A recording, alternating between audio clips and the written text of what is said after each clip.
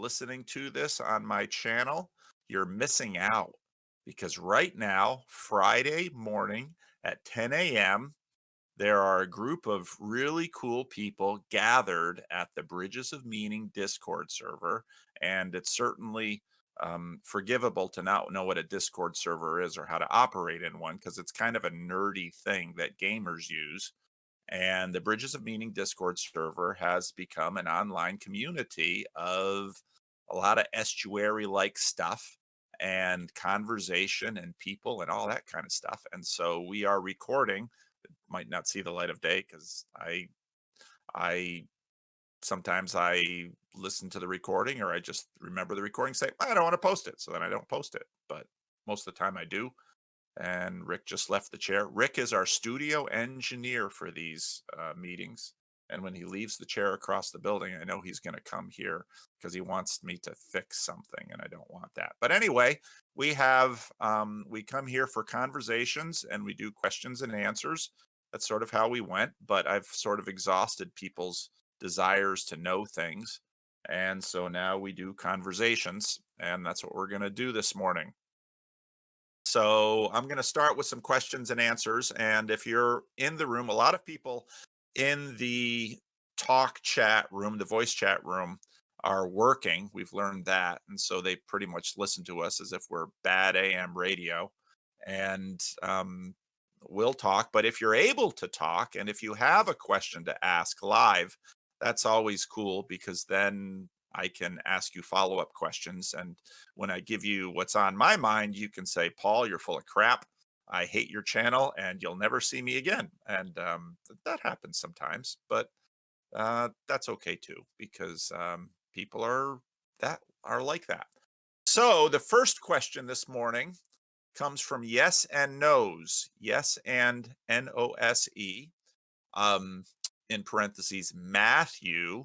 Who are your favorite, parenthesis, early church fathers and why? Now, this is a liability of being a Protestant and of having my channel grown to one degree or another thanks to Jonathan Peugeot. I, unlike Peugeot, am not a church fathers nerd, nor especially an early church fathers nerd. So if you ask me my favorite church father, I'm going to take the weenie Protestant answer and say Augustine, partly because he's probably the only church father that I know anything significant about. I always think Origin is kind of cool. And Origin's, if I recall correctly, Origin emasculated himself because he really wanted to get his hormonal desires under control. And whereas I don't think that is a good idea, props to the dude for sincerity and determination. Origin also had some really interesting ideas about Genesis and symbolism, and so Origin was kind of a cool guy. I also want to give some props to Jerome because it's a really gutsy thing that he did and a really astounding thing that he did in terms of biblical translation into the Vulgate. And about most of the stuff I know about Jerome, I know from reading the book. That I didn't read too long ago.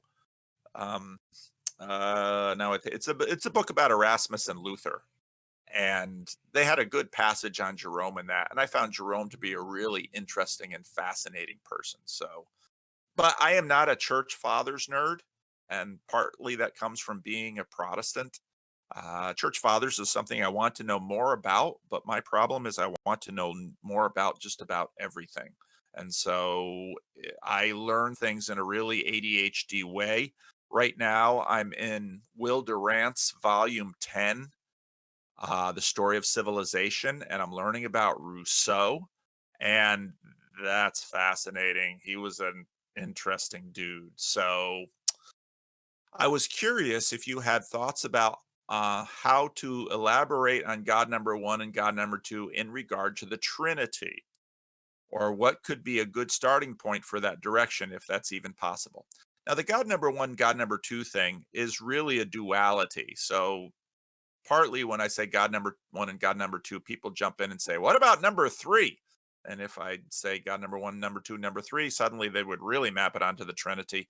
And when I talk about God number one and God number two, it doesn't really have much to do with the Trinity in terms of mapping onto it. Because God number one and God number two really have more to do with a bunch of enduring, durable dualities that tend to map onto a whole bunch of things, such as heaven and earth, such as mind and body, such as transcendent and immanent. And that's and so and what God number one and God number two really tries to get at is what happened in both the history of church theology and Western culture with respect to the assumptions of what we're talking about when we use the word God. If you only believe in God number one, you're sort of a pantheist. If you're only believe in God number two, you might be a pagan or you might be a hardcore dualist because God number two is sort of the personal agency thing.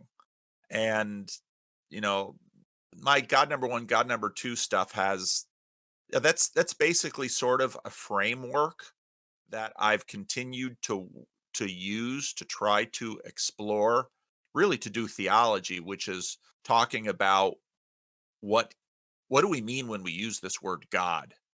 And so that duality that was exposed in the Vancouver One conversation between Jordan Peterson and Sam Harris, I keep pointing back to that conversation if you want to track God number one and God number two, because both of them lay it out perfectly.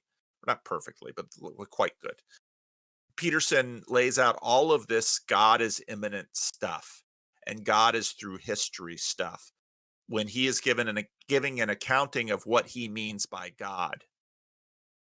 Then Sam Harris is all upset by this, is like, you can't define God that way because God is, and then Sam Harris gives this description of God that Sam Harris has basically picked up by watching Christians.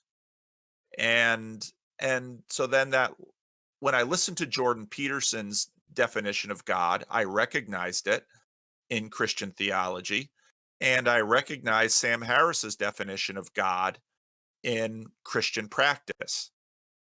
And because my tradition really emphasizes the Protestant Reformation and Calvinism in Calvin's time was quite a bit more nuanced and in touch with church fathers and some of that, even though, like I said, I don't know church fathers. I get some of that. And so then when I talked to Brett Sockold about, well, God is not in the system, and that turned on lights for me. And so the God number one, God number two thing are really sort of two boxes that I'm using on my theological workstation to continue to explore a number of these durable dualities and to try to recalibrate and correct my own theology, being better informed by the history of the church, not just Protestant theology, but church theology. Because Protestants, magisterial Protestants, let's call them, such as Calvin and Luther, they embraced church councils. And I know, if we talk to Sam, Sam might kick up a little dust at that. But the for the most part, the reformers, even though, as I think Brett Sockold makes pretty clear in his book, the church reformers weren't really understanding Aquinas and some of there's a lot of misunderstanding going on. They were reading church fathers and they were trying to maintain in their own time period theological uh, orthodoxy with respect to those church fathers. Now, reformers, just like everybody else, get a lot of things wrong. And so, since the time of the Reformation, we're getting a lot of things wrong. And to the degree that we get tribal between, let's say, Protestants and Catholics and Orthodox, that tribalism can create sort of a distortion field. But I think if we're Christians first, or, C.S. Lewis, merely Christians, we have to live inside of a room. But if we're Christians first, we should be able to critique not only the other tribes with which we have some disagreements, but we should be able to critique our own tribe, which means that Protestants can look at the Reformation and say, "Oh, okay, well, I'm in that tribe, but um, the Protestant Reformation caused some damage that probably isn't God honoring. So maybe we should take a look at things." And I think that sort of practice is hopeful in pursuing the unity of the church. So my God number one and God number two are sort of working boxes on my theological workbench.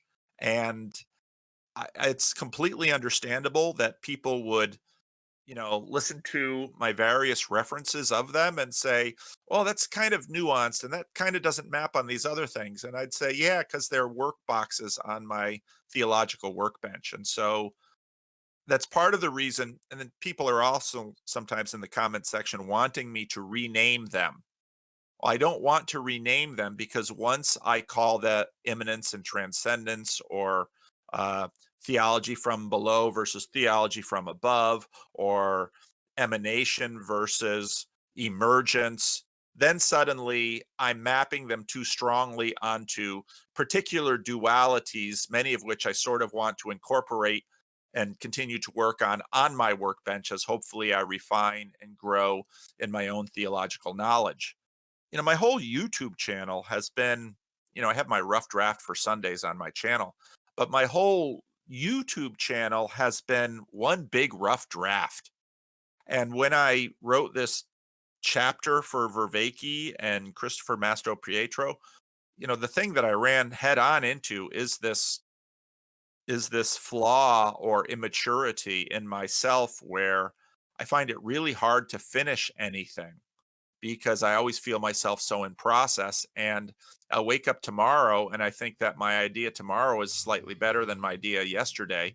And so I want to correct it. And so I'm a little hesitant to sort of put stuff on paper that isn't a rough draft. So my YouTube videos are all very rough intentionally, and my Sunday sermons have to be a little less rough, but just by virtue of what they are. And that's in some ways why my Sunday sermons are a little less creative than what I do on my channel, and why what I do on my channel is way more estuary like, because I want a broader group of people to inform me and critique me and say unkind things about me. And that tends to happen more in an estuary than it will in a church channel where I have status and there's a hierarchy and there are rules and all of those things.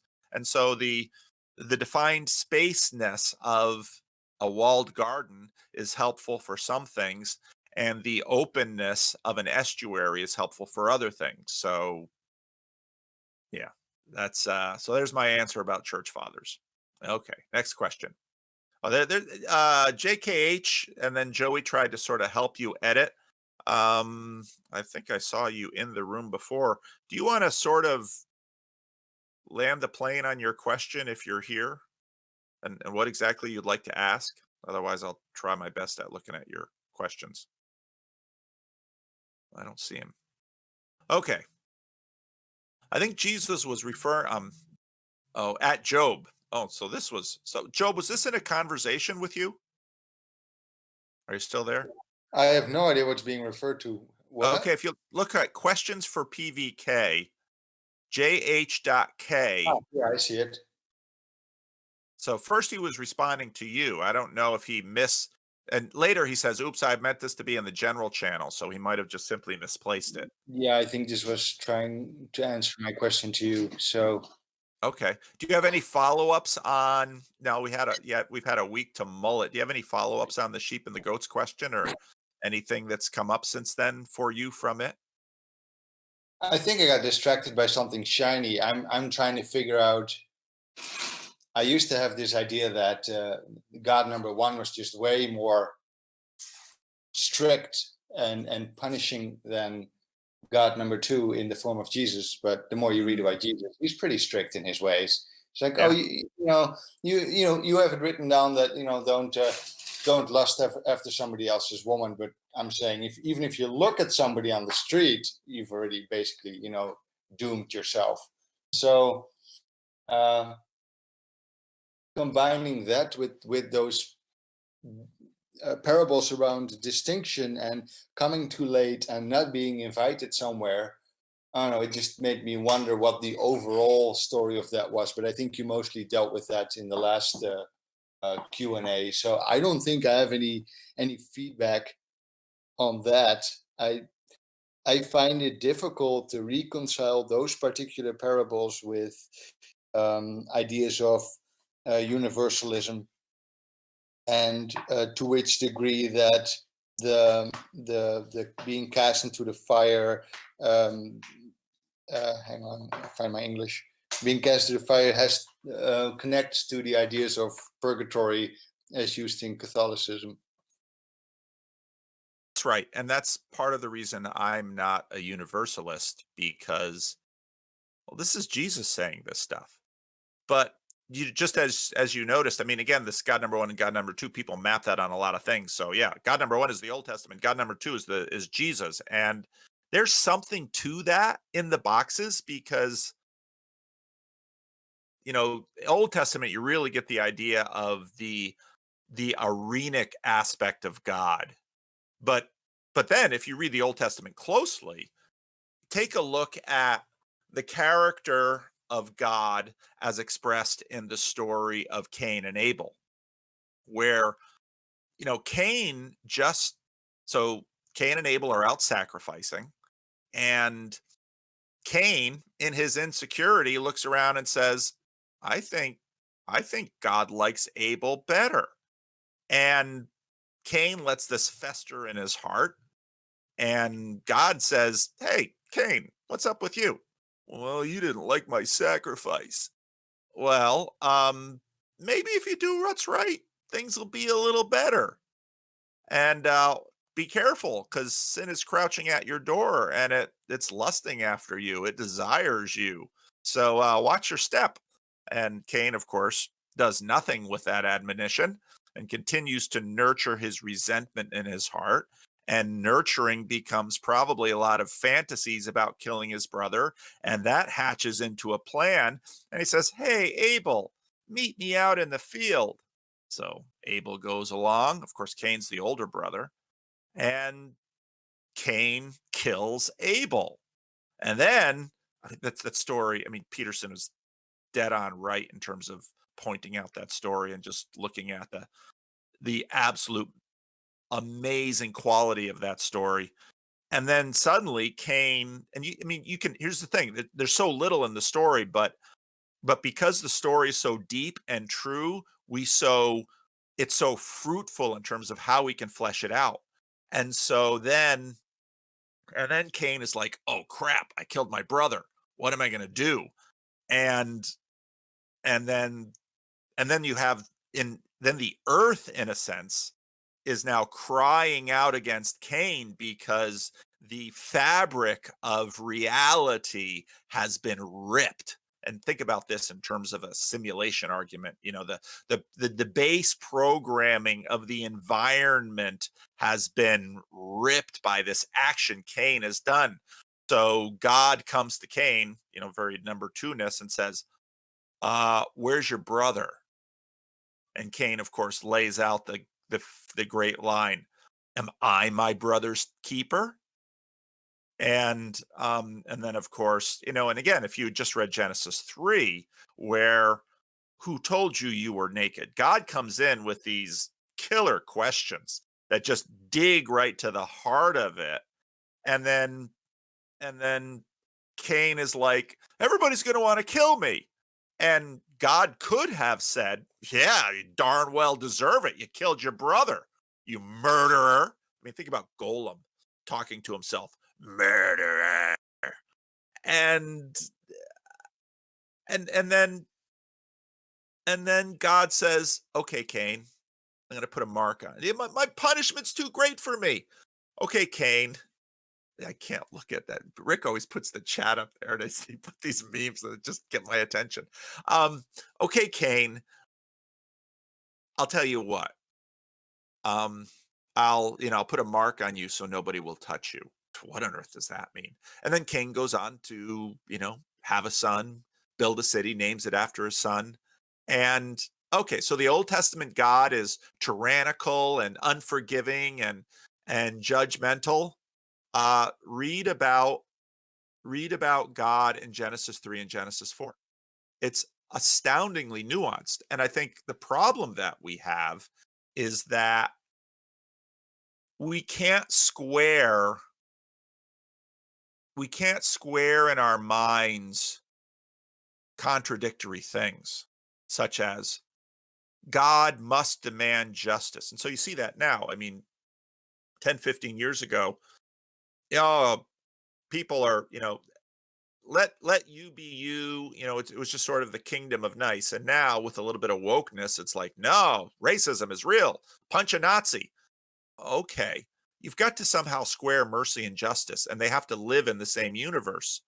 And so what we see from the Lord in the Old Testament and from Jesus in the New is, on one hand, a justice deeper and more serious than makes us comfortable, and we're terrified by it. And you get that picture in some of Jesus' parable.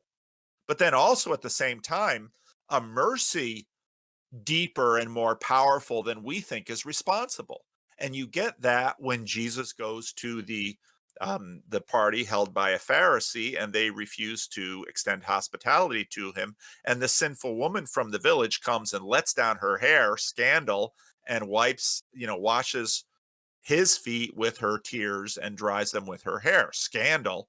And so on one hand, we look at Jesus and we say he's too judgmental, and we look at Jesus and we say he's too merciful. He's too full of grace. Well, if you look at God in the Old Testament and you read the book carefully, you'll see both of those there too.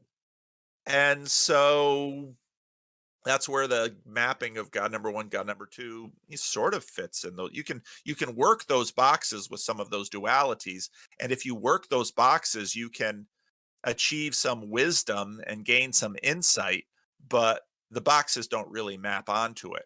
And it's the same way with these low resolution blanket condemnations that the God of the Old Testament is fierce and brutal and harsh, and Jesus is so kind and loving.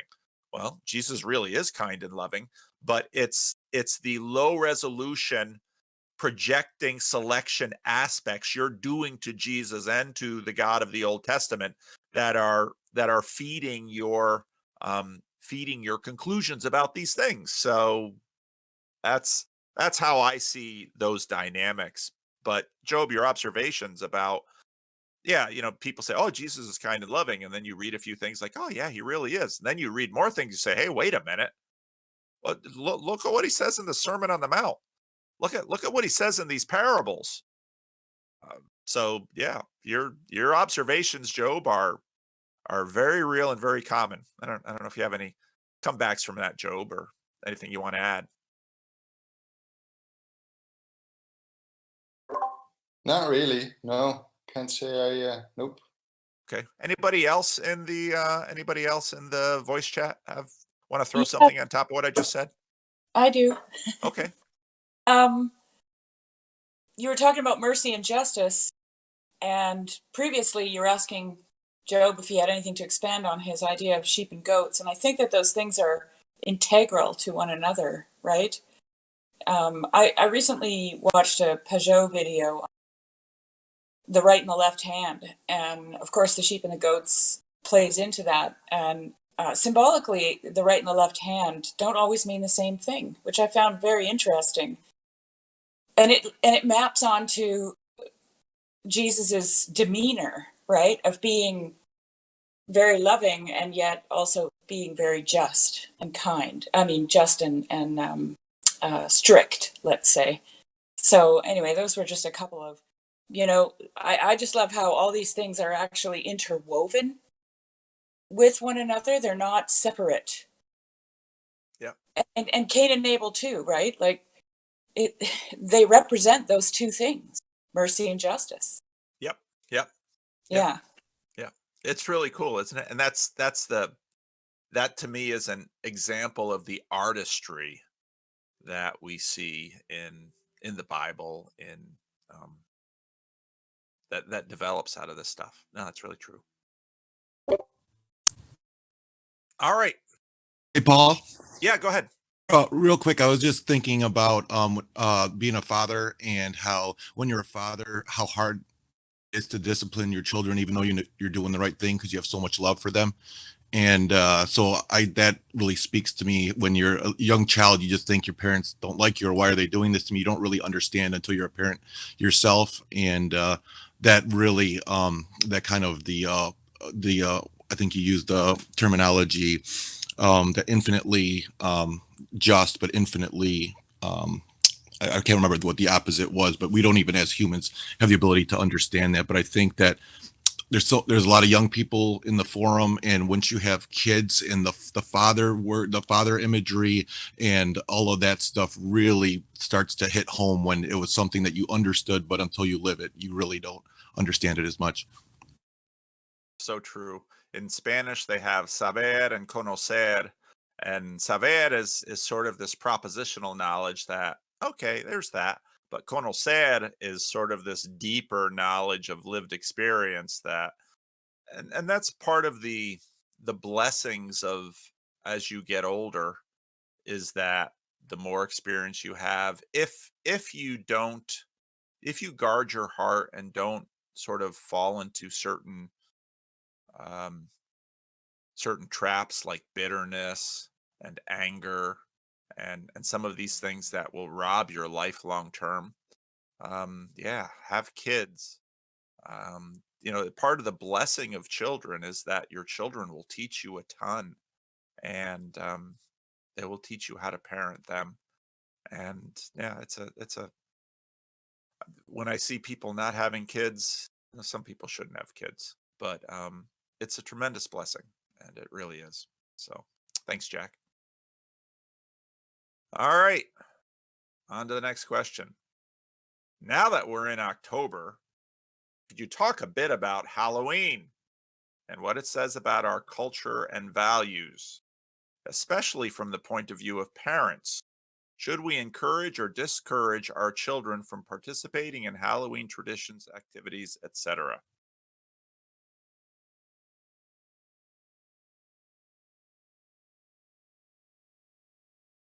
Let me say, first of all, I am by no means an expert on Halloween. I think if you knock on Jonathan Peugeot's door with all of that symbolism and stuff, he knows way, way more about it than I ever will. So again, um, Peugeot has been a super helpful person for me. As parents, you there are different ways and different strategies of parenting, and there are upsides and downsides to both of those strategies. And one strategy is to put up high walls, to not let your children participate in things that are going on around them. Now, all high walls are themselves expressions of value and will have their own upsides and downsides.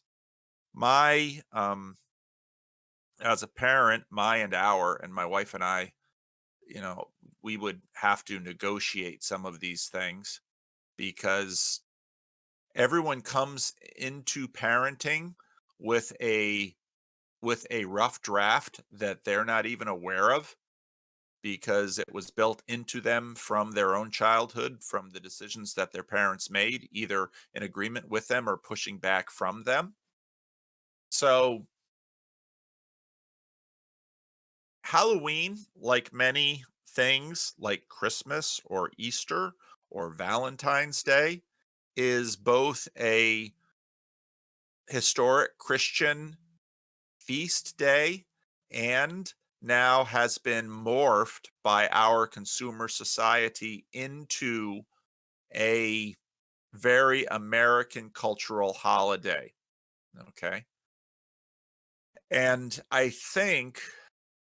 I think Halloween is now second to Christmas. I might be wrong in terms of its consumer the amount of commercial activity that's going on around it. And whereas the American cultural holiday will have elements, um, will have it's we'll say it this way, it's downstream from the Roman Catholic All Hallows Eve and All Saints Day. Um, Reformation Day is right in there. There are going to be some continuities, some dissimilarities. Many of these traditional feast days that were in Western Europe and the Roman Catholic Church also have are downstream from pagan holidays even before them. One of the things that um, missionaries and priests and clergy and the church did was to adapt and adopt to either try to colonize or co-opt or disrupt or reform or purify some of these practices that were deep within cultural communities to Christianize them in some ways. Sometimes these efforts bore good fruit. Sometimes these efforts bore less good fruit. Many people have noted that Christmas trees are not an especially Christian tradition, but have roots in other European groups. And I myself don't have a problem with a Christmas tree. I think it's kind of a nice decoration. And so there are there's a lot going on with these things. And as parents, you have to exert wisdom. And I think part of what you do as parents is similar to what priests and missionaries did is I would recommend that you try to colonize some of these things. Now, if we take it another layer deeper into the psychological layer, there are some very deep patterns. We can call them archetypes, we can call them patterns that get expressed in these things. And so it's not unusual. I don't think it's unreasonable that in a culture like ours, which pushes nice so far up the hierarchy, that we have a certain amount of compensating desire to look at the grotesque. And again, I'm sure Jonathan Peugeot has or will put out videos about this, and they will be full of wisdom and information and insight. And so I again really point you to him. Now, as parents, you always have to make negotiations and compromises with the other powerful factors in your children's lives. When your child as your child grows, your child naturally has to, in increasing measure, interact with a far broader world than the little house that you can control. So when your child is 2 or 3, you'll have a great amount of say over your child. As your child becomes 5 or 6, and even if you're homeschooling, even if you're carefully controlling the books and media diet of your children, um, there's plenty of stuff out there that is all downstream of all the kinds of things you're doing. And even parents that really try to be highly restrictive, there will be unintended consequences from the kinds of media choices that the parents make, and even the level of restrictiveness that the parents employ. Some children of highly restrictive parents go on to be sort of the same way. Some children of highly restrictive parents go on and push against it and sort of go over to the other way.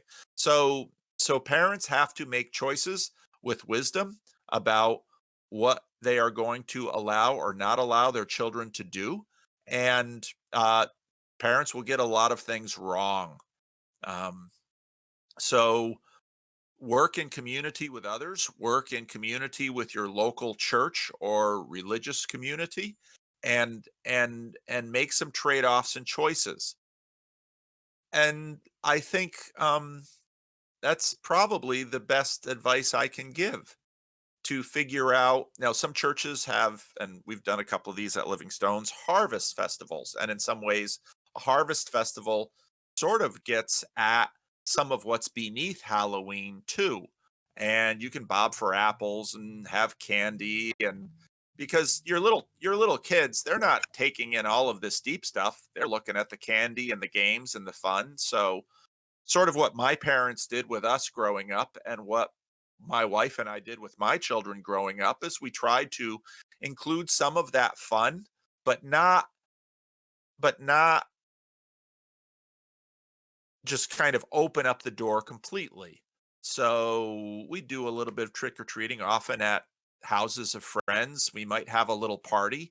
And so my wife and I homeschooled our children, and like I mentioned a little earlier, we had a little neighborhood group of families, and so not we were the only church going family of that group. The other three families were not. So obviously there were compromises in there, but for the most part these were wonderful families and good parents, and so we would hold sort of little neighborhood parties, and the kids could enjoy their friends and have some of that fun that, what kid isn't going to be colonized by candy and games.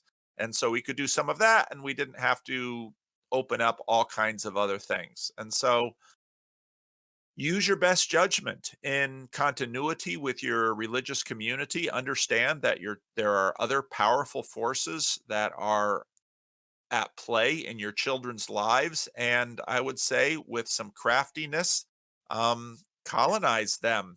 And because if you're just the no parent, well, at some point your child is going to be outside of those strong walls. And if you've never given your child and demonstrated for your child a capacity to engage with nuance and productivity with a complex culture around them. So you can say, well, maybe these kinds of costumes are appropriate, and maybe these kinds of costumes are a little inappropriate. And that might be because they're salacious or grotesque or inappropriate in other ways. And so teach your children some cultural discernment. And actually, because cultural discernment again is at a far deeper level than we can usually consciously process, um, model cultural discernment for your children, make some compromises, and engage a community around you to practice cultural discernment as a community. And that cultural discernment that you practice will likely wind up being the implicit rough draft that your children bring into parenting. So that would I think be my best take on that question. Any comments from from those of you who can talk in the voice channel about my answer, or anything you want to add to it?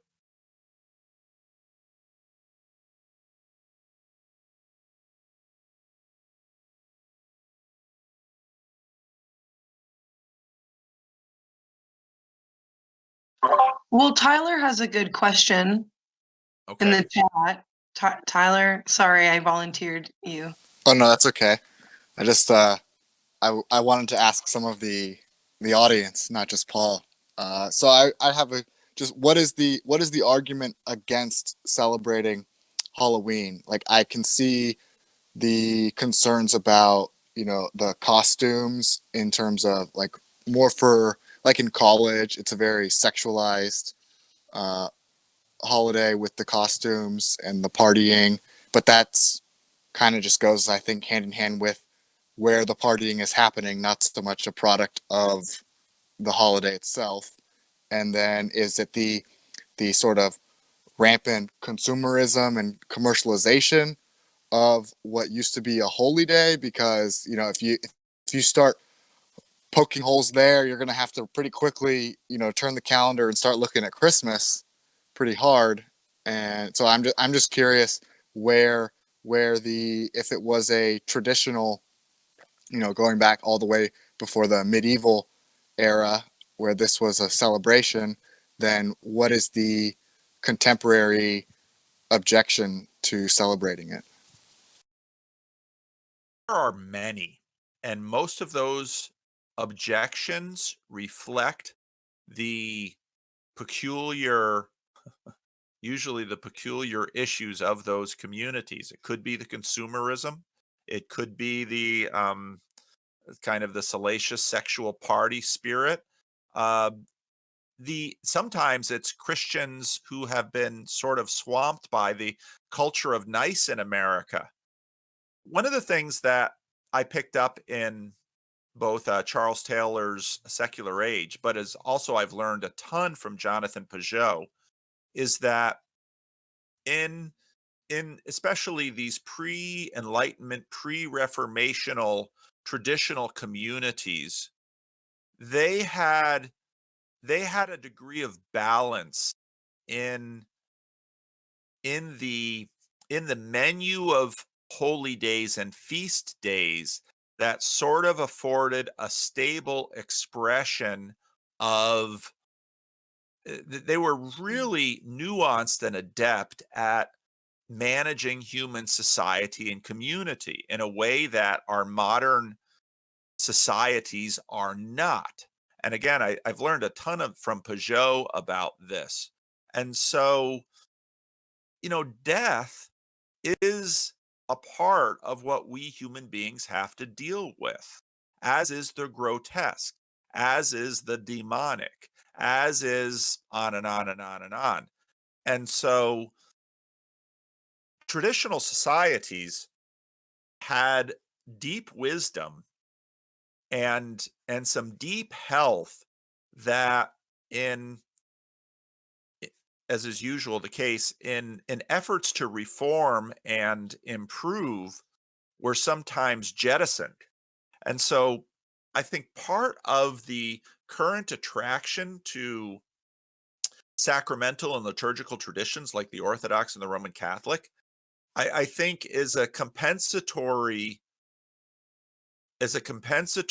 attempt to address some of what's been lost in the the desire to reform. And so modernist Christians aren't terribly good at this. And so, for example, Harry Potter, when Harry Potter came out, Harry Potter is perhaps of the major Hollywood franchises the most Halloween centric because of course Hogwarts is spooky, there's witches, there's magic, there's all these things. Christians very quickly sort of jumped on this bandwagon that magic is wrong. Well, yeah, sorcery is outlawed in the Old Testament. And but they had a rather facile, shallow understanding of what literature and fantasy is. And so they sort of attacked it. And it's some of that shallowness, I think, that is behind a lot of well meaning Christian discomfort with Halloween. And and you can pull verses out of the New Testament, and I've seen this done, whatever is good, whatever is faithful, and say, what is good about dressing up like a monster? Oh, okay, fair enough. So maybe you're going to push your kid away from from certain Halloween costume choices. And well, is what kinds of archetypes is the child expressing when he wants to dress up as Iron Man or Prince Charming? And the same on the girl side of things. So a lot of American evangelical critiques of things I tend to find rather flat-footed and facile and shallow. And that's where Roman Catholic communities sometimes have access, and magisterial Protestant communities like my own sometimes have deeper wisdom in terms of saying, okay, here's Halloween, let's deal with it. You can do the same thing with St. Valentine's Day, you can do the same thing with Christmas and Easter. New Year's is itself a rather interesting holiday because in many ways it's more pagan. But even in the Christian Reformed Church order, there's this sort of recommendation that churches hold Old Year's and New Year's services. And more strictly speaking, Advent is really the beginning of the Christian New Year. But the reformers were pushing back. You had a lot of political, cultural things going on in the 16th and 17th and 18th century in terms of continuing to resist this monolithic, sometimes tyrannical political religious establishments. And so they developed habits of, well, we're not going to celebrate any holidays. And you can find that in some groups like the Jehovah's Witnesses and some groups that arose very much in the modernist fundamentalist period of those wars. And there's a real dumbing down in some ways of the understanding of some of the deep built-in wisdom about how to raise human beings and support and um inform them. And this is part of the reason, for example, why so often immigrants who come to a place like the United States, why are immigrants, doing all the manual labor in America, the construction and the farm work? Well, it's because they don't have certain educational things. Yeah, that's true. But a part of it is that they have been formed by traditional cultures that have deep wisdom built into them, which American culture sort of destroys. And so when you listen to older immigrants, on one hand, being quite happy they came to America because there's a whole lot of good things that they've been blessed with, but on the other hand, lamenting some of what has been lost because even some of these non-Christian traditional cultures, or traditional cultures that have been Christianized rather late, they had within them some deep wisdom, some of which is still latent in some of these feast days that American culture has brought up into itself. So these processes, to use the Canadian pronunciation, these processes are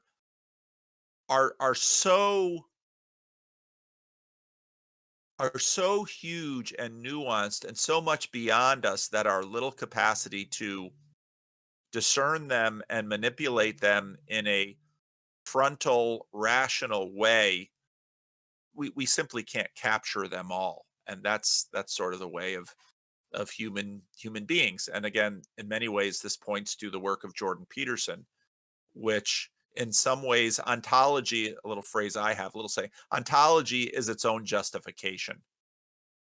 Part of the reason something like Halloween and Christmas and Easter, even with a lot of the, let's say, signal to noise stuff that happened with respect to European Christian colonization of these ancient pagan practices, um, as again, I think Pajot is really good at pointing out, this stuff isn't always all bad and it's not all good, but there's some deep wisdom in that those of us who think I know what's right, I'm going to wade in and I'm going to tinker and fix this. Oh, okay. You might make some improvements. And in fact, given that you're, let's say, a parent, you have some agency, you do have to make some choices. But on the other hand, you're probably going to muck things up because none of us are smart enough to recognize all of the wisdom built into very old, enduring things. So I probably just continued the answer. I don't know if I was at all helpful to you, Tyler, in terms of your question. Yeah, thanks, Paul. I just there seems to be a common sort of like there's two tactics with the sort of the rejection of the contemporary culture. That it's like you have the more sacramental. So now, like with the Orthodox and the Catholics, like that they choose to kind of go underneath it, whereas the evangelical, more like modernist approach is to kind of just reject it and say we're going to be over here and we don't partake in that. And that seems like maybe with, using Jordan Peterson, Jonathan Pajot, like there's examples of that. I think the going underneath is a much more effective tool for the evangelism that the other side who rejects claims that that's their goal. Yep. And that they could definitely learn something from that, and that you can sort of reclaim the holy day rather than sort of just abandoning the fight, if you want to think of it that way. No, that's true. That's a good observation. Anything else on Halloween that anybody wants to throw in?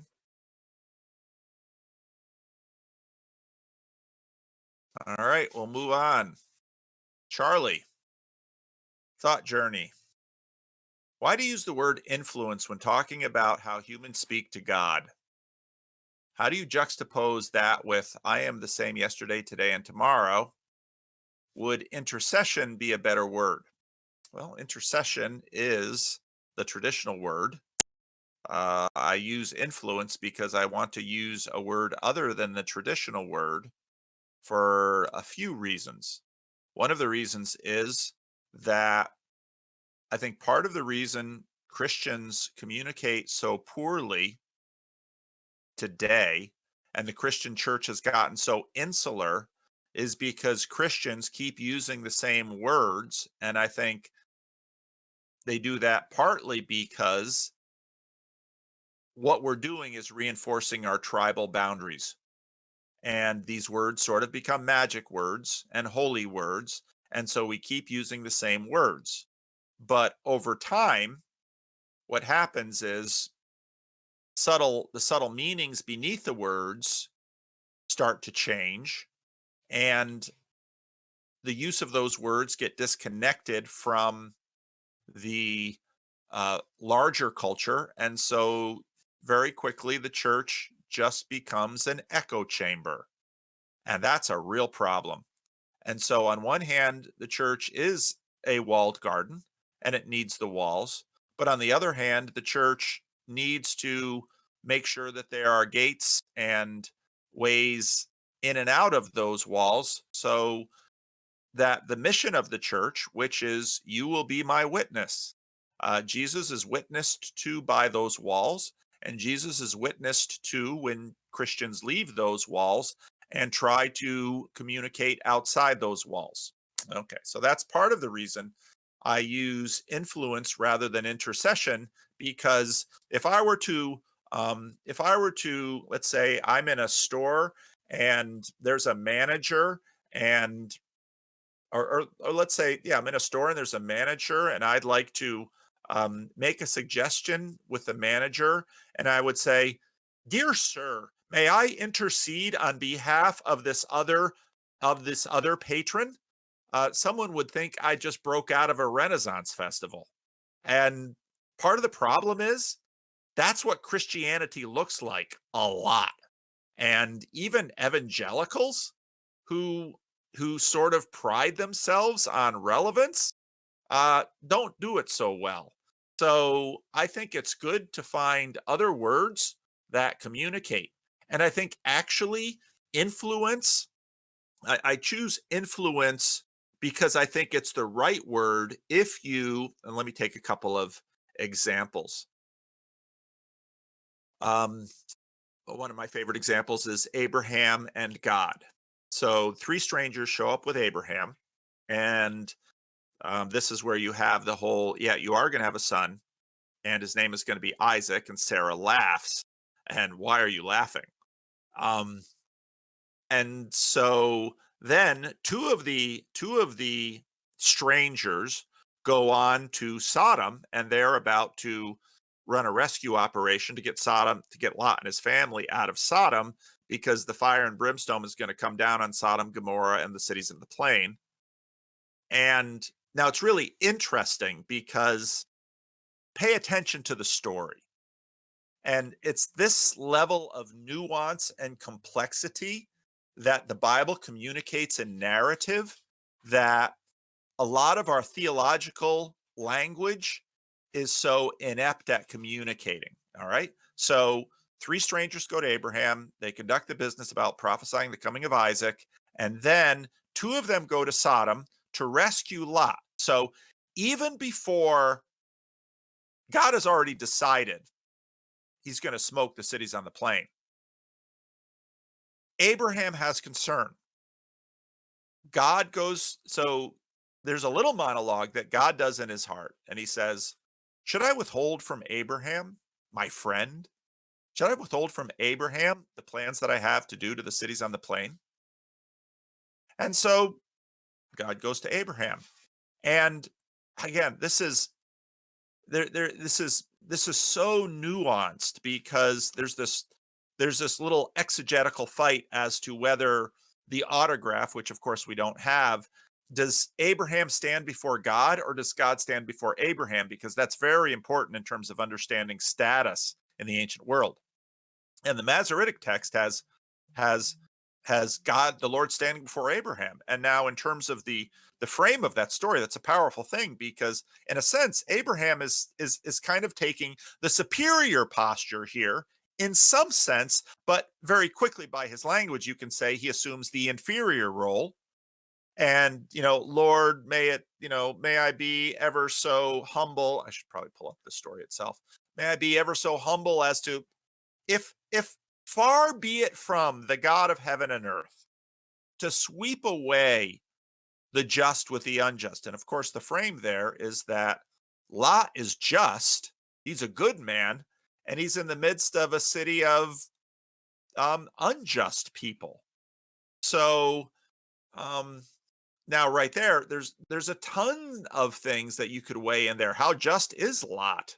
Well, that's kind of debatable with some of what, if you go back to the story of how they split up and they're standing on a mountain looking over, and there's the really good land and the cities on the plain. So there you have lush pasture lands for all of flocks, herds, and he gets to live in like New York or LA or San Francisco, and Lot's like, oh, I'll choose California. And Abraham's like, all right, I guess I'm going to Nebraska. But California doesn't turn out to be everything that Lot hopes it would be, and that's sort of part of the problem. And so okay, so now I'm reading it, chapter 18, verse 17. Then the Lord said, shall I hide from Abraham what I am about to do? Abraham will surely become a great and powerful nation, and all the nations of the earth will be blessed through him, for I have chosen him. So again, does God not change? Uh, well,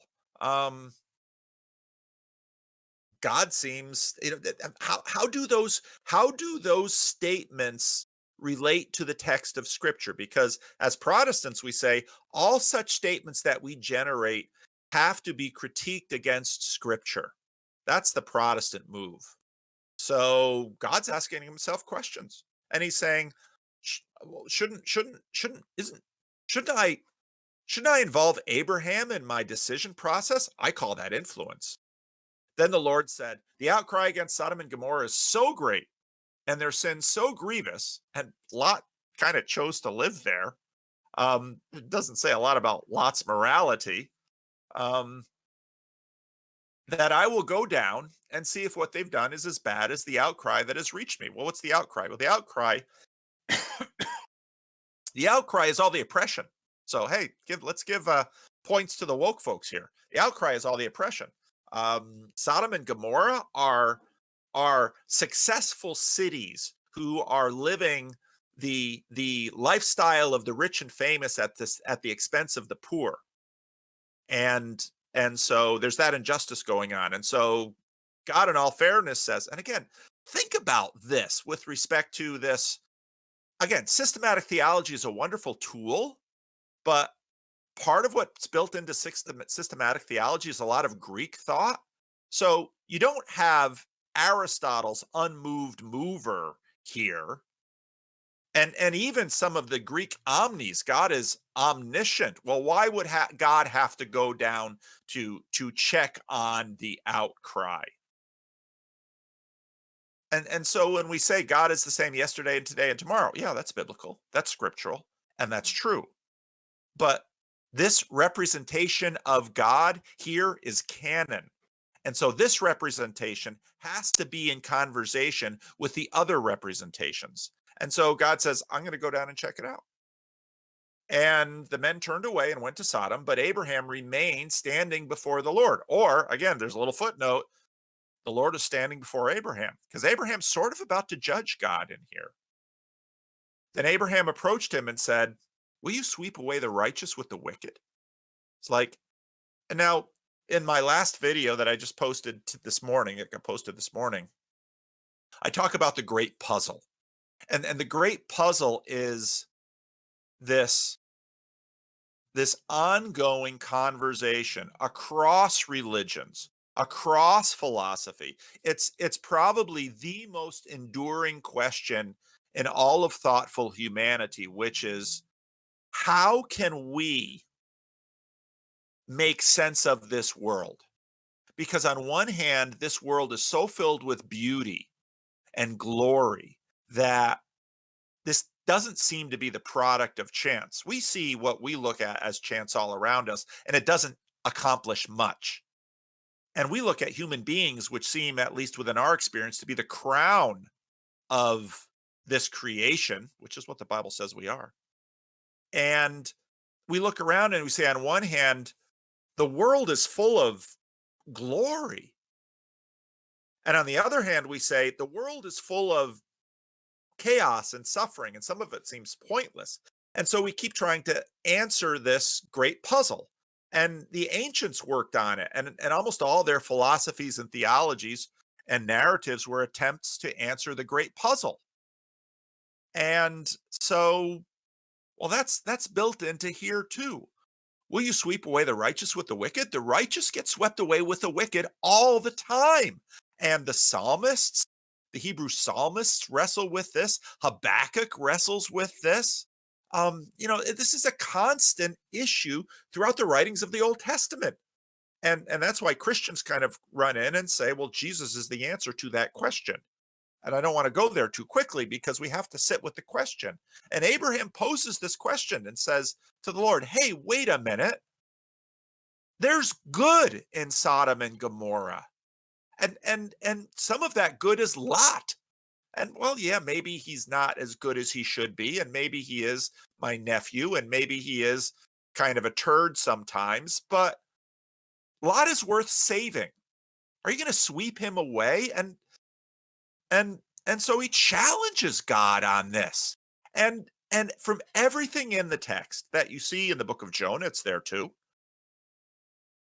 God enters into relationship with us in terms of his administration of the planet. And we can see that worked out in physics and chemistry and our agency. And we can see it worked out in these stories. And so I know some people didn't like when I said it the first time I said it in my videos, but I stand behind it. God opens himself up to our influence. And this gets worked out in the constant conversation about prayer. Does prayer change God, or does God change us? Now, that what stands behind that question for a lot of people is what makes us a little nervous when we think prayer changes God. And that nervousness comes from good theological formation that God is the same yesterday, today, and tomorrow. Well, what do we mean by that sentence? What we mean is that the political maelstroms and debates, God is above the fray, okay? God is above the fray. God is enduring. He changeth not. He doesn't change his mind. And the Old Testament says that. Well, how can this God both not change his mind and willingly open himself up to the influence of Abraham? Not only Abraham, how about King Hezekiah? A prophecy goes out and says, all right, Hezekiah, your number's coming up. And Hezekiah, oh, Lord, save me. Please, please don't let me die. All right, we've heard your prayer. You get more time, but these are going to be some of the consequences. And there are consequences to it. Or how about, God listens to the prayers of the righteous? True. Guess what? He also listens to the cries of people who don't know him. That's bound up in the story of Exodus. It's bound up here in the outcry that's going up from Sodom and Gomorrah. Where's that outcry going up from? It's going up from the victims of the wealthy and the powerful, of the elite in Sodom and Gomorrah. And God hears their cry. Okay, what about Nineveh? Same story. The cry's going up from Nineveh. Well, what outcry? Well, the Assyrians are brutal thugs in the ancient world, and they're not only oppressing the slaves and the people within their own culture, they're oppressing the people beyond their culture. And all right, Jonah, you're my prophet. Go to Nineveh, and 40 days and you're going to be overthrown. And Jonah doesn't want to go. Why doesn't Jonah want to go? Jonah doesn't want them to get that message. Jonah wants them to be toast. And so Jonah goes the other way. And the Lord's like, let's cause a sea. So then the sea, let's cause a storm. There's a storm. And Jonah's sleeping in the bottom of the boat. You got Jesus sleeping in a boat later.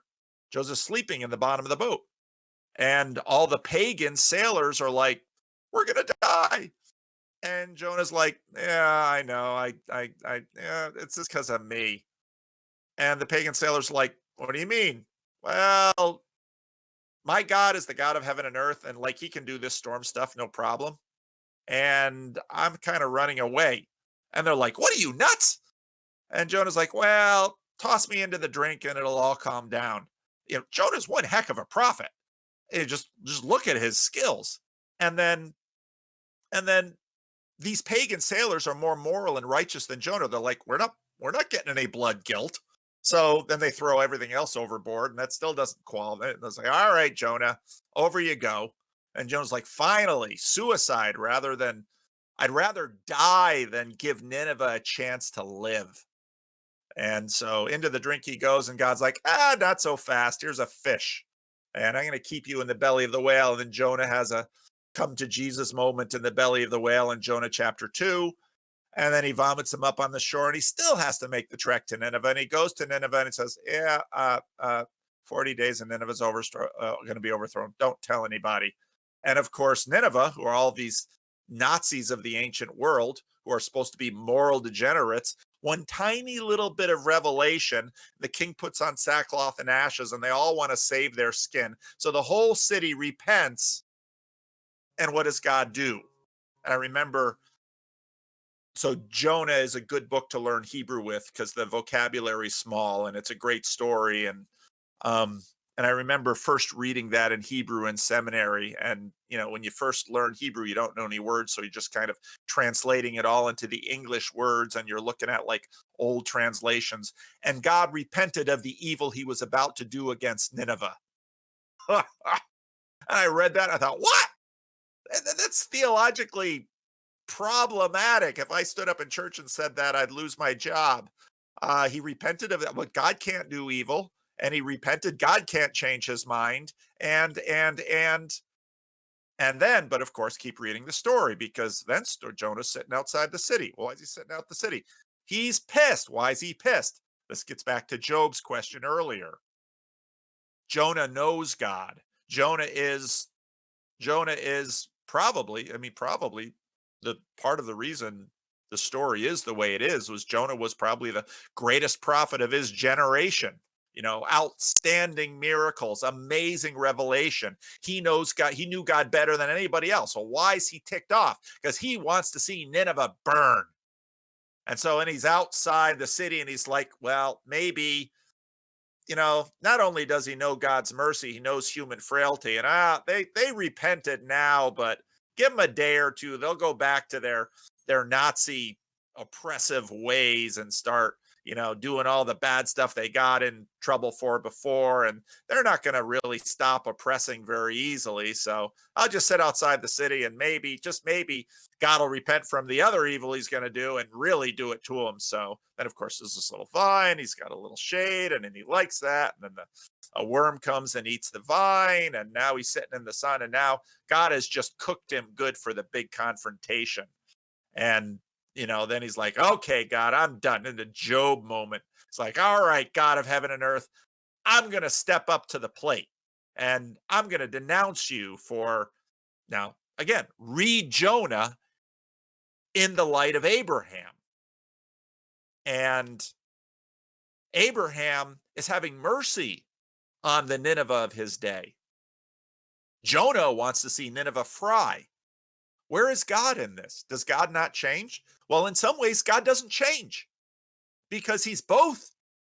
He's both a God of justice and exceeding in mercy. And again, listen to what God says of himself in the Old Testament. It's what he says. He says, I'll punish the children for the sins of the fathers to the third and fourth generation, but show my loving kindness to 1,000 generations of those who love me and keep my commandments. That's him.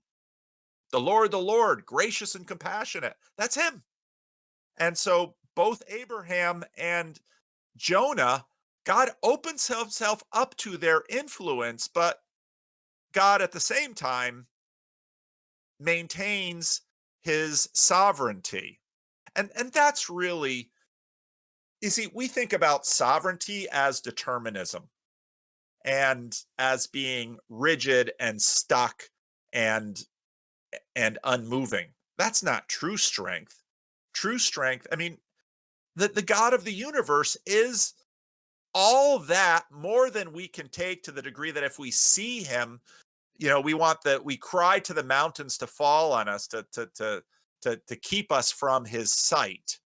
And on the other side is so generous and so patient that we curse him for letting Nineveh and Sodom and Gomorrah have their way with generations of people. That's the picture. And so is he the God that doesn't change? Yes. Is he the God that opens himself up to our influence and hears our prayers and will bend his knee to us as all the psalmists implore? Yes. And we say, how can that be both? And I say, I don't know, I'm not God. But when I read the text, I see both, and I don't see it as inconsistent, be it because I can see smaller scale versions of that commonly around us. So I don't think it's impossible for us to understand. But that's when the question comes, well, how can we relate to a God like this? The only way to relate to this God is to trust and to worship. And so that's my answer. It's a great question, Charlie, and it's a question that comes up. But intercession, well, now we're just playing Renaissance Festival again. Influence, and then when I talk to someone who isn't in the church and say, God is open to your influence, they'll be like, no. On one hand, they'll say, I don't want that, because if the administrator of the master of the universe is going to be open to my influence, that's really dangerous because I'm not that smart. Okay, that person has a little knowledge and wisdom and humility. And I would say, well, that's the difference between sovereignty, is that God is open to your wisdom. God is open to your influence. He'll listen to you. He might even, at least in anthropomorphic terms, change his mind. Well, how on earth does that work in terms of God's point of view? Who of us can see God's point of view? So I think we're stuck with the anthropology and the anthropomorphic terms because we're stuck with us being ourselves. And a lot of this Greek thought and Greek ideas, which is really helpful and really powerful, sometimes leads us into some real stupidity that the Bible itself undermines. And so stick to the text, stick to the story. Does God change not? Yes. Does God open himself up to our influence? Yes. And I use that word to invite people into, if God will listen to the prayers of the oppressed of Sodom and Gomorrah and the oppressed of Nineveh and the elite of Nineveh, because when the king puts himself in sackcloth and ashes, God opens himself to the influence of the king of Nineveh. Well, he's an elitist. I mean, you can find all kinds of evil things to say about him. God listens to him too. But God never relinquishes his sovereignty in that process. He remains the judge of heaven and the earth, and he won't end. So that's my answer to that. And I don't know if Charlie, let's see, if I don't know if you're in the group right now. Anybody else want to have any follow-up comments or throw anything on top of that? Well, just one thing. You mentioned the notes about the Masoretic text in one of your videos. Yep. So I looked it up. Um, the the NIV, for some reason, it's a bit curious. The Masoretic text says the same thing as all the other texts. What they're actually referring to is Rashi brings a midrash, and he does this in other places as well. I don't know why the NIV decided to note it here, but there are certain places where there are Masoretic traditions that the Ah. original text was different. The midrash says the text was, but it was changed by the Masoretes. Huh. So it's not that the Masoretic text says differently, but that we have a tradition that originally the Torah was different, and that the scribes changed it here because out of respect for God. Oh, that's so helpful. That's why it's terrifying having Jacob around, but also so helpful because he knows so much more than I do about this stuff. It's wonderful. So thank you, Jacob. I find it very weird that you'd say I'm terrifying, but okay. No, yeah, I don't mean that. I'm not running and hiding under the chairs in the sanctuary, but I just know that I'm going to get a lot of stuff wrong, and you know, you're an expert or you know a ton about this stuff because of your because of your background. So I think it's really cool, and I'd really appreciate. I really like learning from you because and but that again, I think illustrates the point of sovereignty. I continue to be sovereign over my ideas. Unlike God, I get lots of things wrong, but I am also open to Jacob's influence. Now, when Jacob says, I think the Apostle Paul is a hack and the Gospel of John is deeply problematic, well, I might not agree with Jacob, but I'm influenced and I listen to his ideas because I learned from them. So You mean you don't agree with me on everything? that's why see this is to me what is so wonderful about this Discord server and all of you and a time that we can spend together like this. So it's really cool. So thank you. All right. Oh boy, questions have continued. We'll see if we get to them all. Okay. Why do you think C.S. Lewis is one of the few figures who is mutually respected by all the major Christian camps? Isn't that interesting? Catholic, Protestant, and Orthodox. This has always interested me because based on his writings, I don't think he fits into any of the boxes very nicely. That's exactly right. Isn't that funny the way we are? I think part of it, well, of course, that's a number of things about Lewis. He was outrageously brilliant. He was outrageously well read. I mean, from the oral tradition around Lewis, the word is he read pretty much everything from the ancient world in original languages, at least into in the most common original languages, Greek, Latin. I don't know how much Hebrew he knew, but the dude was just off the chart brilliant man. He obviously had a very interesting life and was an astounding essayist. He's a far better essayist than fiction writer. Of course, Tolkien was a far better fiction writer. But and he understood Christianity, I think, at a very deep level. And I think and that's where he gets his sort of mere Christianity. And so he was able to connect with deep resources of all three traditions and communicate it into and sort of bring it into the mid 20th century. So and he was, so part of what when you think about okay, why was he so effective as he was? Well, because of mythos. Because Peterson understood something deeply about our connection with mythology, and he gets a lot of that from Jung. Why is Jonathan Peugeot so helpful? Even, again, if someone just looks at tribal boxes, they might look at me and Jonathan Peugeot and say, Paul Vanderklay and Jonathan Peugeot should be mortal enemies because you've got the air of iconoclasm with an icon carver. Yeah, but Jonathan Peugeot is translating and opening up very ancient ideas that are built into all of our traditions and making them accessible to us today. Jonathan Peugeot also grew up as a Protestant, so um, he's super helpful. So I think there are people that are like that, and then don't forget temperament.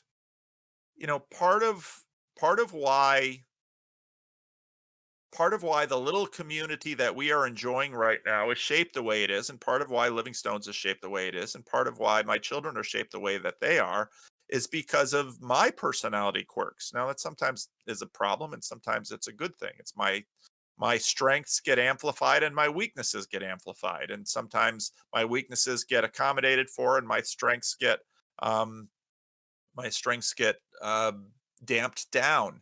So all of that is happening around Lewis too. But no, I think C.S. Lewis was a gift from God for the 20th century church, and part of it was just who Lewis was, and that's the thing about human beings.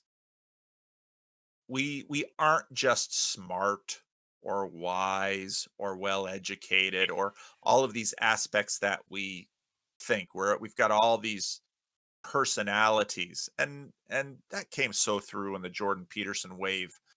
Part of what made Peterson fun was his personality. Part of what drew the antagonism against him was his personality.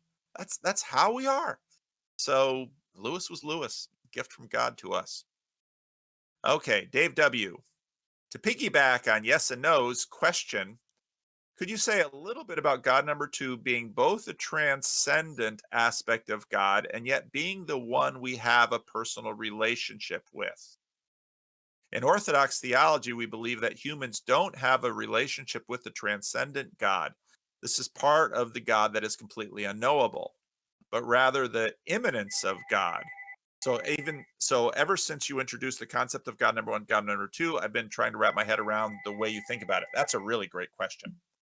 And part of it gets into the fact that immanence and transcendence are themselves both models that are human terms and human constructs that have limitations. Okay. So why is God number two connected with transcendence in that way? You're exactly right that one way to understand transcendence is holy, holy, holy. That God is so holy, so other, so sacred, so beyond that it gets back to what Brett Sockel talked about in terms of analogy. We can't know God without analogy, and every analogy we have falls short and diminishes and reduces and misrepresents. That's the bind we're in. And I think via the cognitive scientists, that's the bind we're in because of the fact that we are small. Okay. So that is one aspect of transcendence. Um, your mic is a little noisy, Jack. You might want to mute that. Otherwise, I can mute it too. Thanks. Um, that is an aspect of transcendence. Now I want to bring in another one of my quirky ones and twos, or I made it an A and a B because I already had a one and a two. My group A and group B. I've talked a lot less about this, but it's still, those are two other boxes on my theological philosophical workbench. Group A are all rightly colonizable things, all things that we, in the spirit of geometry, reduce to simple cause and effect that we can reliably track. That's group A. Group B are where persons are. Now, part of what we've done is we have used the spirit of geometry to penetrate deeper and deeper into personhood. And we have discovered that, well, the ancients knew this too. They just didn't systematize it in a scientific way. We have discovered all kinds of ways that human beings are hackable. That, beat this kid when he's little, or what show was that?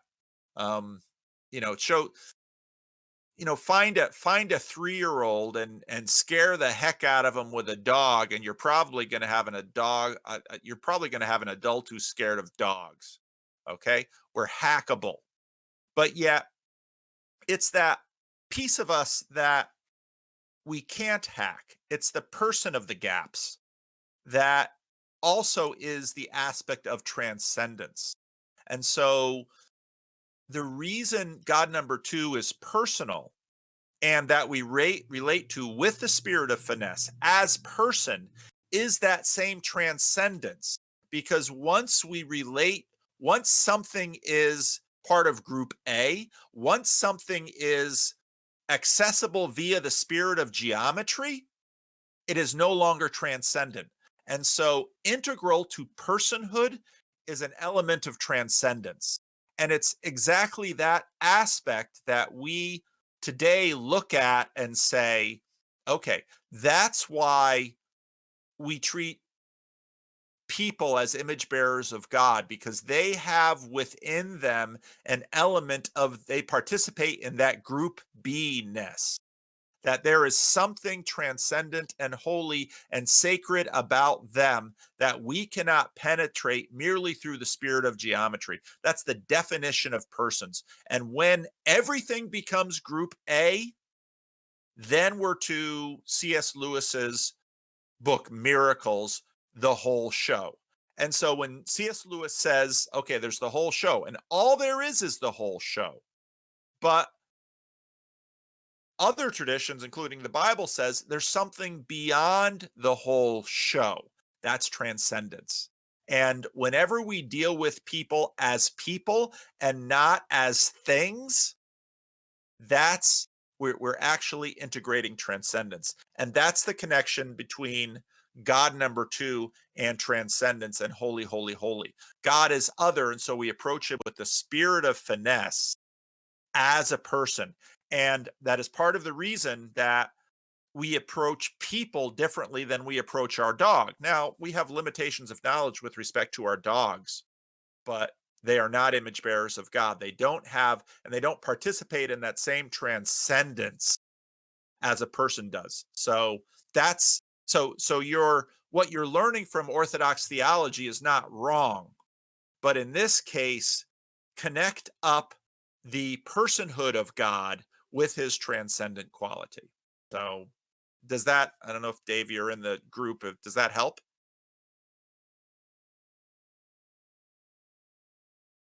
Yeah, actually, that was an incredible answer. I'm gonna have to go back and listen to it several times. But yes, it helped a lot. Okay. So I think Connecting personhood to transcendence is that made it click into place for me. good. But your question is outstanding because you're exactly right. And it's just that you have to kind of, and that's where Pascal's spirit of geometry and spirit of finesse is super helpful. So good. All Yeah, right. thanks so much. Jimmy the Thing. Jimmy the Thing. That's a new name that I've seen here. I haven't seen Jimmy the Thing here before. So I lean more towards Orthodox. I was baptized in Russian Orthodox Church on the dad's side, but raised Catholic, mom's side. That's interesting. Until I was about 12 or 13. Got first communion, was an altar boy, but then left when my mom found out we were watching football at Sunday school. Yes. And it's so funny when I watch when I wa- it's just natural to converting to something else or finding something delightful is sort of like falling in love. You get connected with its transcendence and you think, I'm going to become Orthodox because Orthodoxy will be the answer to all my problems. And part of me thinks, God bless you. I mean, I'm not challenging you going to Orthodoxy, but they have their messes too. Just yesterday, I was listening to some YouTuber just you know complaining up and down about Bishop Barron, even though it's like, yeah, we're human beings. That's how we are. All right. The rest of the question. Question is this. I feel the Orthodox Church can be blinded to what they could incorporate in fear of tainting. That's exactly right.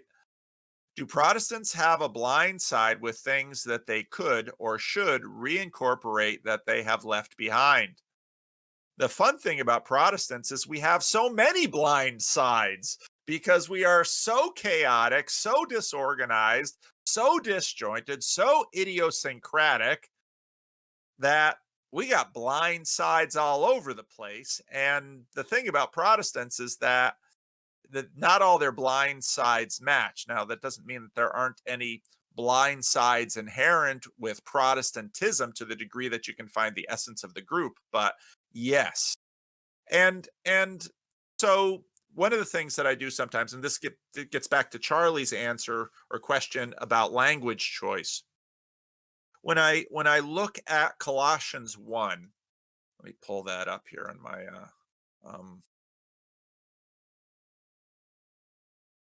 I hate when I spell a Bible verse wrong. Okay, here we go. When you look at Colossians 1, verse 15, and I'm reading it in the NIV just because it's easy. The Son is the image of the invisible God. All right. And so then, because I can, then maybe trip over to the Greek, and then you read, oh, come on. Then you trip over to the Greek. There's this funny word, icon.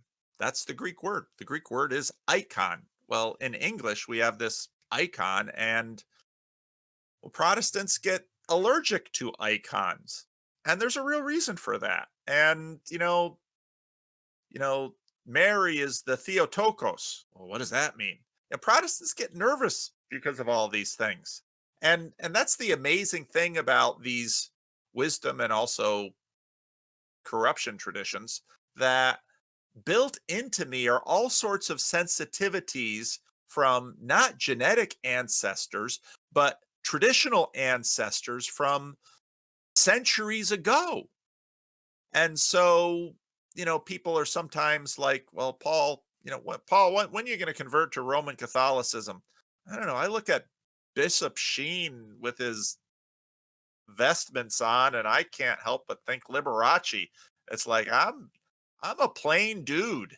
I don't think I'm ever going to be Roman Catholic. I don't think I'm ever going to be Orthodox. I think the cake is baked, and I've got all these Protestant sensitivities, but my Protestant sensitivities have given me certain bigotries and biases against certain things that I should be more open to. It's an astounding story.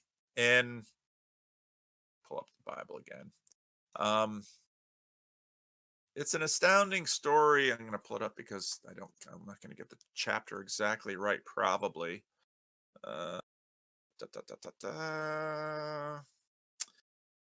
Stephen, Acts chapter 7, stoning of Stephen, Simon the sorcerer, Philip, Saul's conversion, Saul in Damascus, Cornelius, Acts chapter 10. At Caesarea, there was a man named Cornelius, a centurion, in whom was an Italian regiment. He and all his family were devout and God-fearing. Well, what does that mean? He didn't want to go under the knife of circumcision. Who can blame him? This is the first century. Things are sensitive down there. I'm not going to go there. He gave generously to those in need and prayed to God regularly. So he seems to be almost all the way. Stop quoting the Bible, Pastor. Unbelievable. Yeah, well, a lot of people don't listen to the Q&A stuff anyway, so I'll be a little bit more walled garden in the estuary space. He gave generously to those in need and prayed to God regularly. One day, about 3 p.m, he had a vision. He distinctly saw an angel of God who came to him and said, Cornelius. Cornelius stared at him in fear. That's, again, all these people, I saw an angel. You ever read the Bible? If you ever really do see an angel, you'll probably mess up your pants. What is it, Lord? He asked. The angel answered, your prayers and gifts to the poor come up as a memorial offering before God. Hey, God sees everything. He even sees old Cornelius doing this stuff here. Now send men to Joppa to bring a man named Simon, who is called Peter. He's staying with Simon the tanner, whose house is by the sea. When the angel who spoke to him had gone, Cornelius sent 2 servants. He's a wealthy man. He's got slaves. Cornelius is a slave owner. Bah. And a devout soldier who was his attendants. He told him everything that had happened and sent them to Joppa. About noon the following day, as they were on their journey approaching the city, Peter went up to the roof to pray.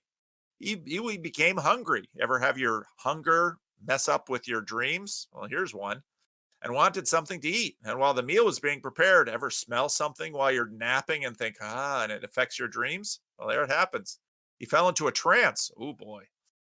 He saw heaven open and something like a large sheet being let down to earth by its 4 corners. It contained all kinds of 4-footed animals, as well as reptiles and birds. Now, Peter is a first century Jew. He knows what to eat and he knows what not to eat. And he's a good man and he ain't going to go there. And then a voice told him, "Get up, Peter, kill and eat." "Surely not, Lord," Peter replied. "I have never eaten anything impure or unclean." Peter's a good Jew. The voice said to him a second time, "Do not call anything impure that God has made clean." And of course, what's being set up is Peter's going to have to go to Cornelius's house, and he's not been circumcised. And, probably the level of kosher that Cornelius's kitchen in is probably not up to speed. And Peter's going to get stretched. But, Peter's probably going to stay sort of on the line of Team Judaizer a bit. Acts 15, they relax some things, but they're not going to go all the way to Paul. And Paul's going to confront Peter. That's talked about in the book of Galatians. And, it's kind of a mess. But God works through these things. And does Paul get everything right? Just because Paul wrote letters that the church considers canon does not make Paul a perfect man. Points to Jacob. And just because Peter is the head apostle does not make Peter a perfect man. I don't know what Jacob thinks about Peter. But here we are. And so Protestants have blind sides. And I think part of why we see Protestants in trying to address, now I won't spread this too far. I mean, Luther was addressing the church that Luther knew. Calvin was addressing the church that Calvin knew. They're trying to reclaim some of what had been lost in corruption in the period that they were addressing. Almost every attempt at reform goes overboard. And I think part of what we're seeing now, some 500 years later, in the areas that we're living, is where, I've been through this process, had to really grow in terms of what's a sacrament. I've got more respect and esteem for both the Roman Catholic and the Orthodox churches than I had 4 years ago. I've learned some things, and I've seen some Protestant blind sides. I remain a Protestant for a whole variety of reasons. And, so Mark Galley, an editor that I respect, he went over to become Roman Catholic. That's a big deal. He didn't do it until he was retired, though. Okay, fair enough. He had a job and a family to feed. He couldn't do it probably while he was editor of Christianity Today, but he went now. And there are blind sides in Protestantism that I learn from both talking to Roman Catholics like Mary, listening to Bishop Barron videos. There are blind sides in Protestantism that are challenged by talking to Nathan Jacobs or Jonathan Peugeot and listening to Jonathan's videos. There are elements of the contemporary form of Christianity that Jacob, the Jew in the Bridges of Meaning, corrects me in. And to me, this reaffirms my Calvinism that I am a sinful creature who is small-minded and gets a lot of things wrong. And by virtue of that Calvinism, I can have a posture of humility and not have that humility threaten who I am in Christ, because I already know about myself I'm going to get a ton wrong. So why don't I listen to Roman Catholics and Orthodox? Now, I am going to, as a Protestant, take what I learned from them and check it with the scriptures. That's the project of Protestantism. That's the project of the Christian Reformed Church. That the idea in the Christian Reformed Church, I mean, I hear sometimes people saying, wow, but you Christians, you're so blinded by your tradition. Yeah, sometimes we are, but it's updatable. But how is it updatable? We learn things. I listened to Jordan Peterson, and from what I learned from Jordan Peterson, I try to check it against the scriptures. That's what it means to be a Protestant. And so that's what I do. And I'll get stuff wrong, and other Protestants will come along and say, no, you've given away too much, or no, you're in error. And yeah, Protestantism is a mess. It's an estuary of its own. But I I'm I'm deeply appreciative to what I've learned. And so when I read, and now when I read Colossians 1:15 and see Jesus as the icon of the invisible God, I think maybe I shouldn't be so reactive or allergic to, some of these elements in the Roman Catholic and the Orthodox tradition. Yet, go listen to my sermon on the second commandment. At the same time, I remain I remain uncomfortable when I see, more so now than 4 years ago, when I see Michelangelo's depiction of you guys keep putting Liberace up in that chat room, and I just can't help but look at him. What does that say? But I can't look at Michelangelo's God and Adam on the Sistine Chapel and not think, I think that representation, Mr. Michelangelo, did the church some harm. I think it oughtn't to be there. But that now puts me in. Are you saying, Paul, are you an iconoclasm that if the Christian Reformed Church gets hold of the Sistine Chapel, we're going to destroy it? No, no. I am in that way not an iconoclast, and I am not in favor of I am not in favor of taking down the roof of the Sistine Chapel, nor am I in favor of blowing up, like the Taliban did, these enormous Buddhist statues that were on the Silk Road.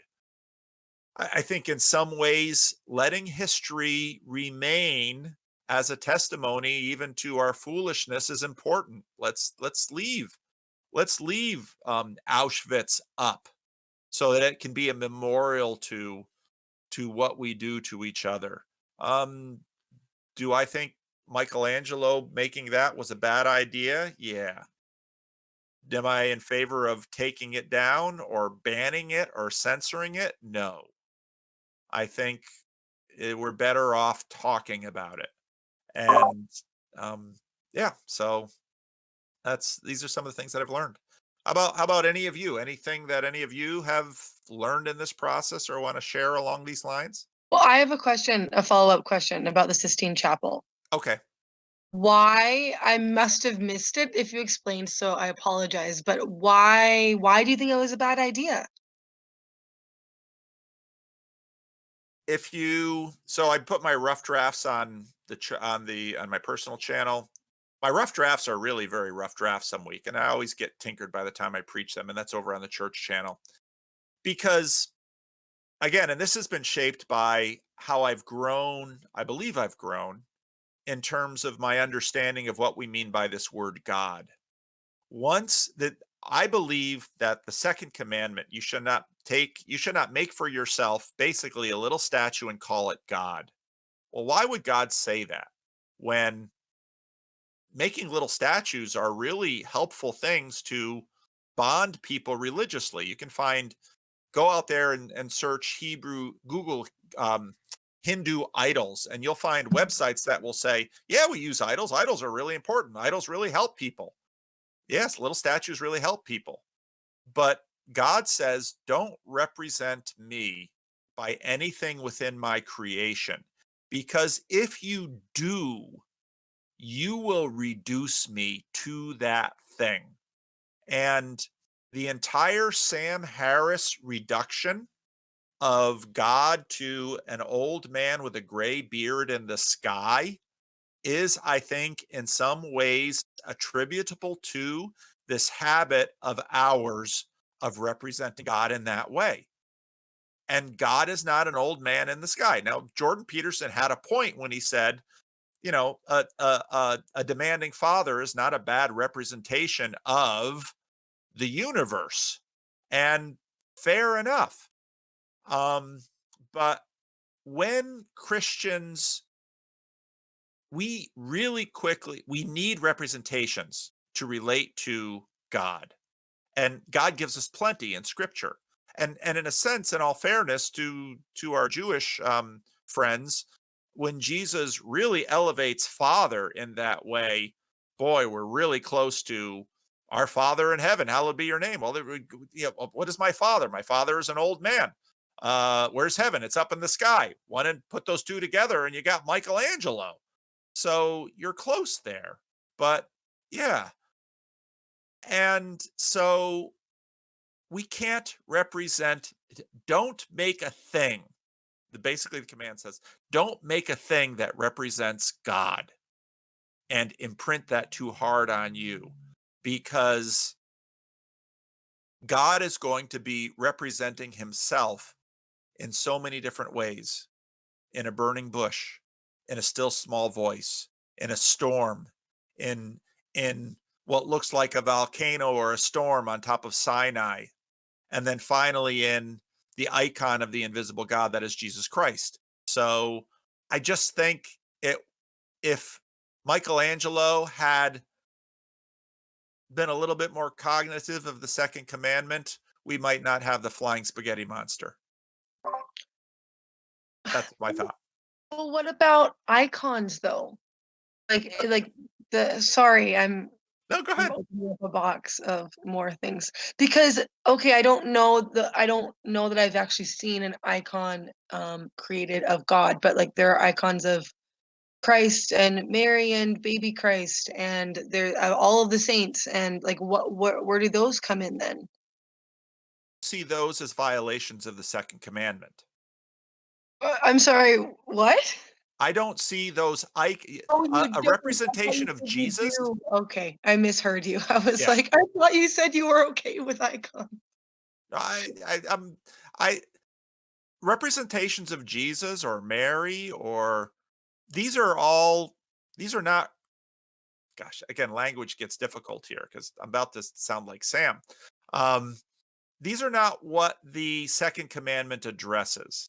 And this very much gets into my God number one and God number two. Because what happens when we represent God as an old man on the clouds is we start to lose God number one. That's my point in this. Now, God represents himself in Jesus Christ. And again, if you listen to my sermon on the second commandment, there's a lot of deep stuff going on in that. And our ability to articulate it is limited because, in a sense, well, what is the image of God? Well, it's human beings. So when God represents himself definitively, the expression, he uses a human being. As you go all the way back to Genesis 1. So this is why I think it was unwise. And if today, an artist came and said, we're going to do up this is so laughable if you'd ever been to Livingstone's. We're going to do up the Livingstone ceiling to rival the Sistine Chapel. I'm looking at Rick. And I would say, okay, but let's keep the second commandment in mind here. And again, the second commandment isn't against all statuary, which I think the Protestant reformers sort of went overboard there. Because if you read the text, the Holy of Holies has the seraphim in it and the Ark of the Covenant. And so there's statuary and representation in the tabernacle and in Solomon's temple. That's what the text says.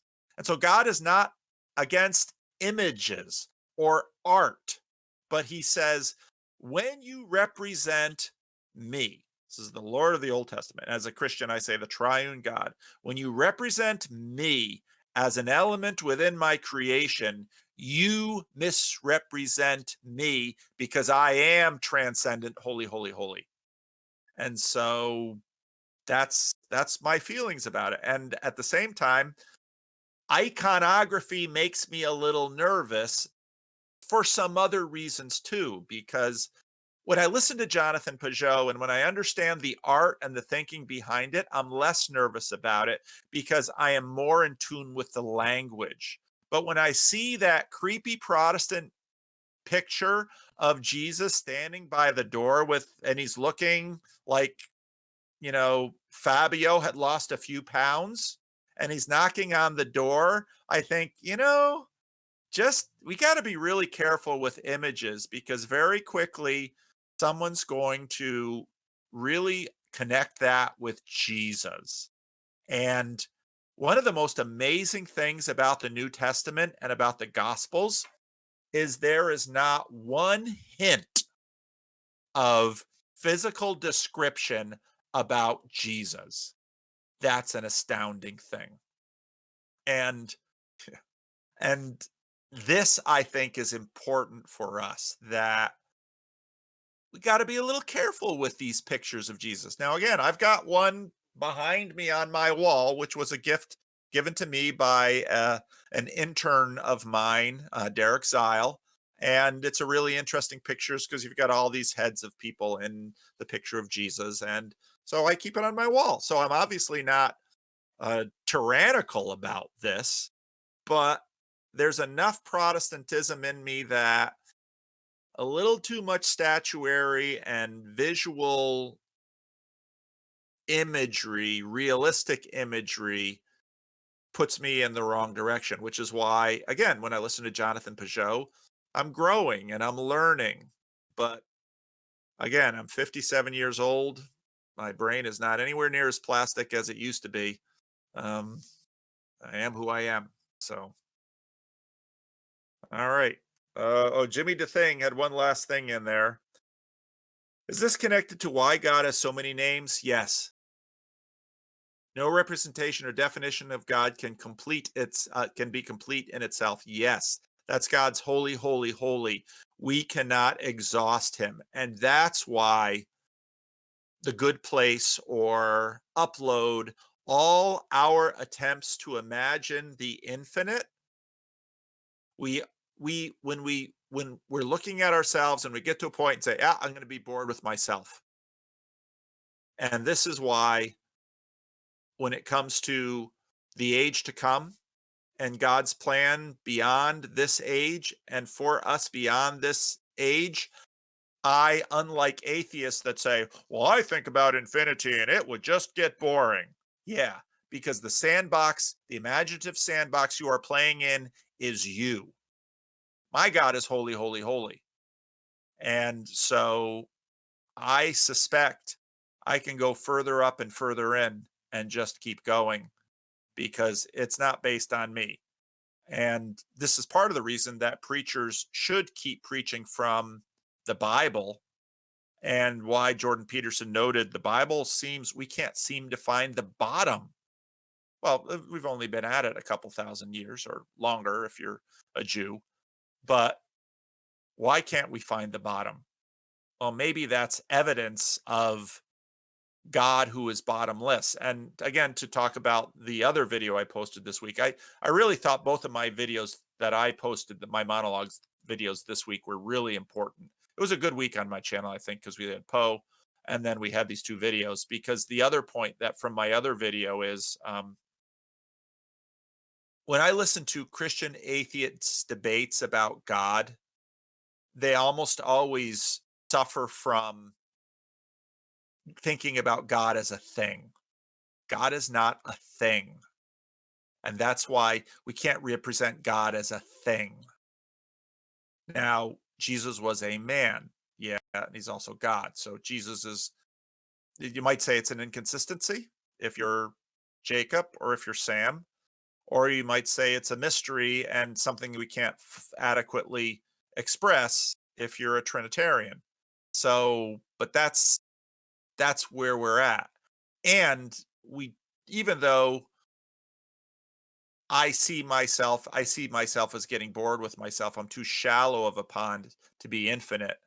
I am still deeper than I know. And, a story I told, I don't remember, I haven't posted my new conversation I had with Ryan Bennett yet. I had one. It was mostly political, so I'm still on the fence as to whether or not I'm going to post it. But so my wife and I have been married 32 years now, and we regularly have the experience of looking across the couch and like, who are you? And we've known each other for 34 years.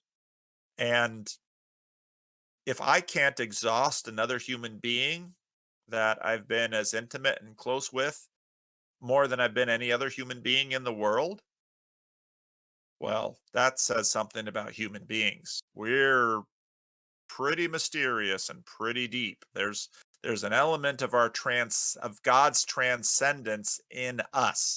That's his image. So, all right, it is 12:01. I think it's probably that's a good note to end the recording. So we'll end the recording and we'll have some post-recording chit chat. How's that sound?